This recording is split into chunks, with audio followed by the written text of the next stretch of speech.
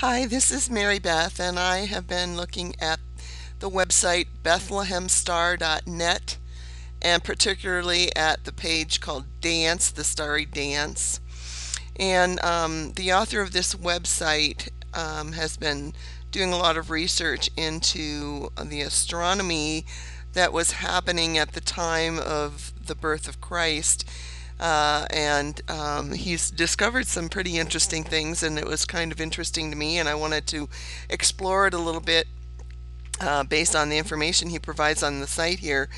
He's talking about what it was about this star that particularly was noteworthy that made these Babylonian astronomers take notice, the Magi. And so he talks about the fact that in September of the years 3 and 2 BC, the movement of Jupiter in the heavens would have had to have satisfied 9 identifying characteristics of the star that is spoken about in the book of Matthew.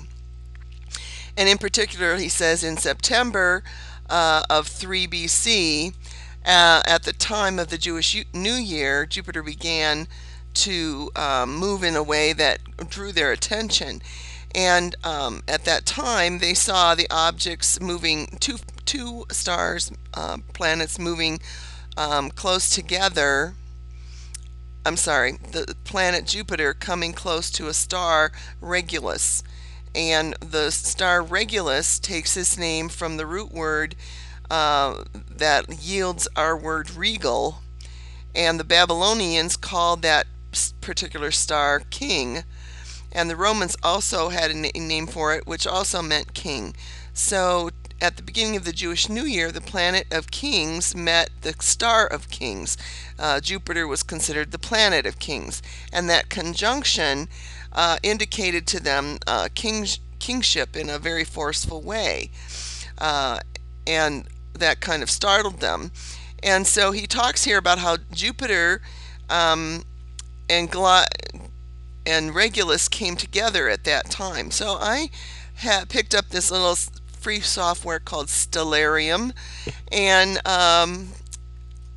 plugged in the date 2 BC around the month August just to see what I could see here, and I've got it set up for a nighttime view, and I'm hoping this will cooperate. It tends to want to jump around a little, so if you'll bear with me here.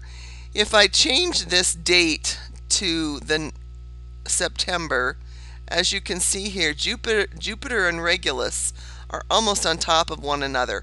Now we have all this technology. I don't know what the Magi had, but I'm sure it looked to them as though the two were almost touching, which is the definition of a conjunction. But as you can see, if I move the day here, you can see that the movement of Jupiter in its orbit, if we move it by hours,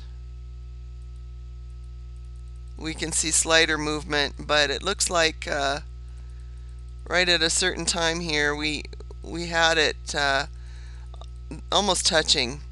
If I zoom, and I'm zoomed way in on it, so if I'm zooming out a little bit, it looks very much like they're right on top of each other. So I find this really interesting in light of what he says, and he has used some software also to draw his conclusions.